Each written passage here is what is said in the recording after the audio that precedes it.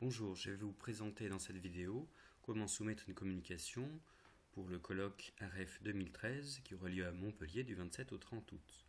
La date limite de soumission des résumés est le 1er mars 2013. Donc pour commencer, j'ai accédé au site rf2013.fr et qui est le site d'information. Donc pour cela, je passe par le menu participer et je peux ici soumettre une communication. Je suis donc sur le site de soumission, il faut que j'entre mon adresse email et je sélectionne que je suis un nouvel utilisateur et je veux créer un compte. Valider. On m'informe qu'un nouveau compte a été créé à cette adresse email. Je dois donc aller vérifier mon courrier électronique.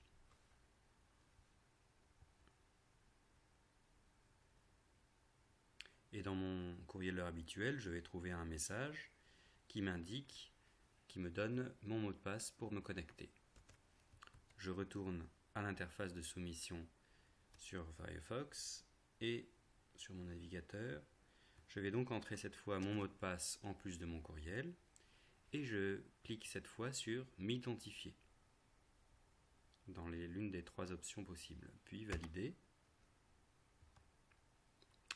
J'accède donc à ma fiche de profil, je peux donc compléter en indiquant mon prénom, mon nom. Je peux changer mon mot de passe pour avoir plus de facilité pour le retenir. Et enfin, j'indique mon affiliation.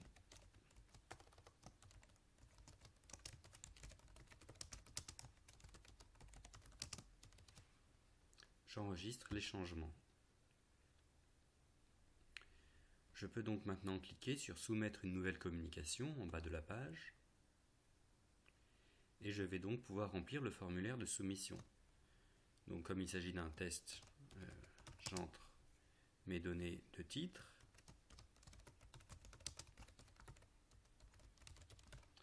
Je vais donc pouvoir entrer ensuite mon nom et prénom en tant que cette fois auteur.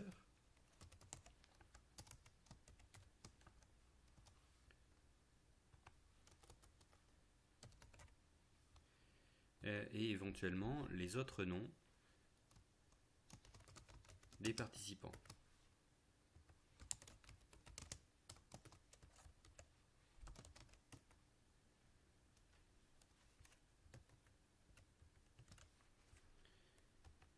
Je vais ensuite pouvoir indiquer le résumé de mon document,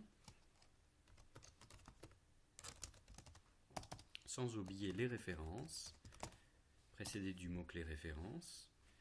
Vous avez un lien pour vous aider à mettre au format APA vos références.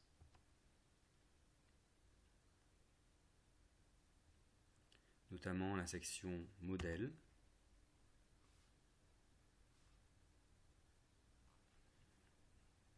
Qui est bien précieuse pour indiquer les références en question.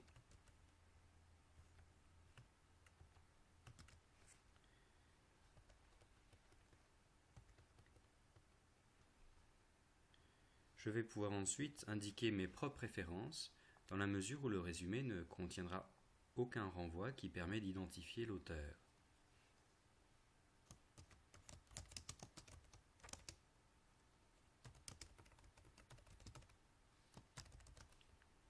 Je choisis ensuite le type de soumission.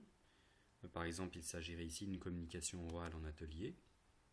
C'est là que je peux indiquer si je souhaite un symposium ou un poster. Je peux aussi ensuite indiquer 3 à 5 mots-clés pour référencer mon document. Pour terminer, on me propose, dans le cas d'un symposium, d'indiquer les associations entre auteurs et titres. En effet, si j'ai un intervenant, un discutant et un autre intervenant, l'ordre dans lequel j'ai indiqué les noms des auteurs ne correspondra pas forcément à la suite des textes, des résumés qui apparaîtront. C'est ici donc que je vais pouvoir indiquer ces correspondances. Lorsque j'ai terminé, je clique sur enregistrer le formulaire. Pour l'instant, mon document n'est pas encore prêt pour l'évaluation, comme l'est indiqué dans les messages en jaune, si le papier n'est pas prêt pour l'évaluation. Cela me permet en effet de revenir sur mon document et le modifier. Si je pense que cette fois mon document est complètement prêt, je vérifie que dans le statut, j'ai bien cliqué « Ce papier est prêt pour l'évaluation », c'est bien coché, et j'enregistre cette fois les changements après avoir bien relu mon document. Voilà, cette fois mon document est soumis, et donc j'aurai reçu un premier courriel me confirmant que mon document est enregistré, puis un second courriel, comme quoi mon document a bien été transmis. Voilà le premier courriel. La communication a été enregistrée, mais le papier n'est pas encore prêt pour évaluation. Deuxième courriel. Cette fois, elle a bien été envoyée sur le site de soumission. Voilà, je peux bien sûr revenir sur le site au cas où je suis déconnecté, en utilisant toujours mon courriel et mon mot de passe. Et si par hasard j'ai perdu mon mot de passe, je peux indiquer simplement ici mon courriel et cliquer sur « J'ai perdu mon mot de passe » puis valider. Voilà, en cas de difficulté, vous pouvez m'envoyer un email en utilisant le formulaire. Vous voyez qu'il y a ici un lien dès la page de soumission. J'arrive donc dans le formulaire de soumission pour demander de l'aide. Et avant cela, je lis bien le texte qui précède pour obtenir quelques conseils au cas où mon problème peut être résolu sans avoir envoyé un email, notamment en passant par la page questions fréquentes dans laquelle les questions qui m'ont le plus été posées apparaissent avec les réponses que j'ai fournies. Voilà, je vous remercie de votre attention et j'espère vous rencontrer bientôt à Montpellier du 27 au 30 août. Merci.